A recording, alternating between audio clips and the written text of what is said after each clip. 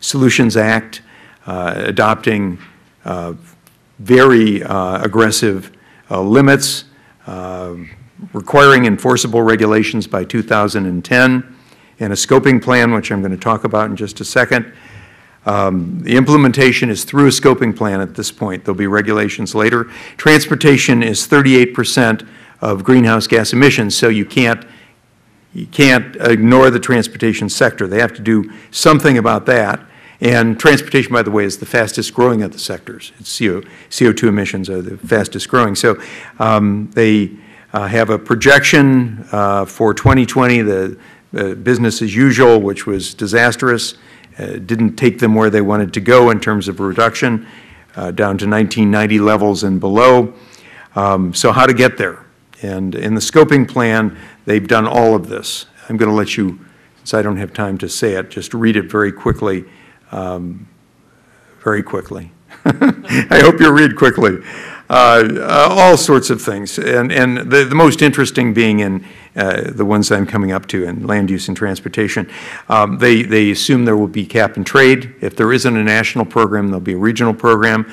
And for cap sectors, they're reducing emissions. They're planning to reduce emissions from 512 million metric tons per year down to 365, and all sorts of things like weatherizing homes and improving appliance efficiency standards, and there's a Schwarzenegger has this million solar roof program subsidizing people who put solar on their roofs, and they've got a low carbon an efficient light duty vehicle GHG standard that the Bush administration didn't accept, but one can hope that it will be accepted by the next administration. High-speed rail, all these things.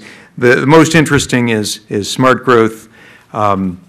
Originally in the scoping plan, they only expected 2.3 million metric tons of reduction to be due to land use, what we've been talking about today. 2.3 million metric tons. We went crazy when we saw that. They used, by the way, the methodology from Growing Cooler, which caused us to go even crazier.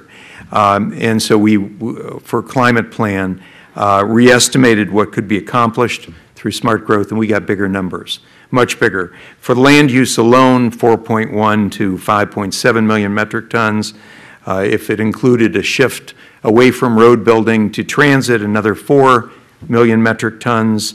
If you include residential energy reductions, another 3 to 3.6, and so on. So we came up with much bigger numbers. The final, the scoping plan that is under review right now, they upped it to 5 million metric tons, and we're hoping they'll go higher, closer to our numbers. And there are a lot of additional things that are being considered. For example, targeting smart growth areas, having discretionary state funds go to smart growth areas, that sort of thing, the kind of thing Massachusetts did. Indirect source rule, this is an impact fee for carbon. It will be an impact fee for carbon where outlying development is going to have to pay a fee, basically to mitigate its impact on climate, whereas inner city development doesn't. There's a campaign to up the amount from 5 million metric tons to a higher percentage. And this is the last thing I'm going to mention. In October, they passed the Climate Change Smart Growth Act of 2008. It's very dramatic. The Air Resources Board will be allocating to regions CO2 reduction targets. So each region will have a reduction target. The regional transportation plans will have a new element that it will have to meet the reduction targets that have been allocated by the state, and they'll have a new element, a sustainable communities strategy, and if they can't get there with that, they'll have to have an alternative planning strategy.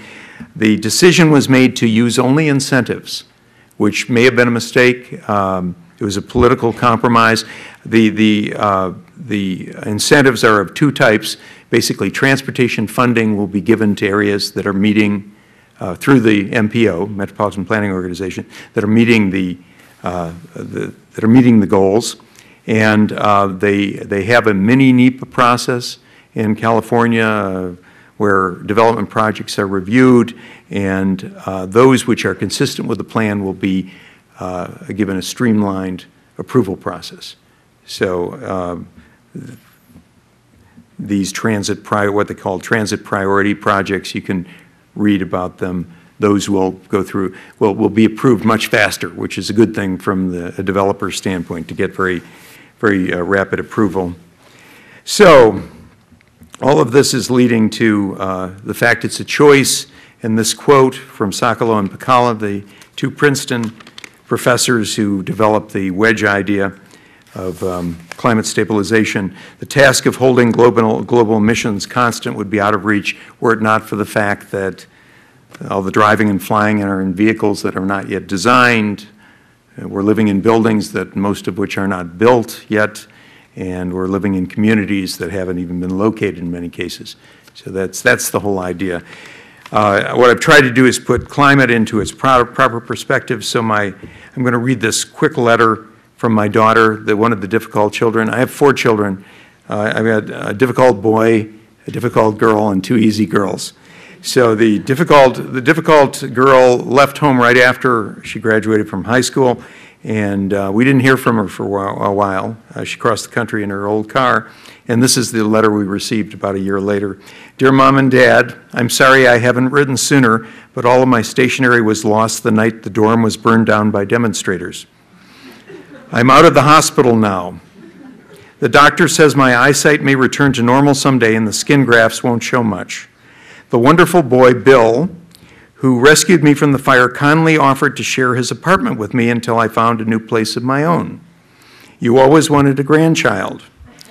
So you'll be glad to know you'll be grandparents next month. Love, Alicia. Okay, P.S. Please disregard the above exercise in creative writing. There was no fire. I haven't been in the hospital. I'm not pregnant. In fact, I don't even have a boyfriend. But I did get a D in French and an F in math, and I wanted to be sure that you receive this news in its proper perspective. Thank you.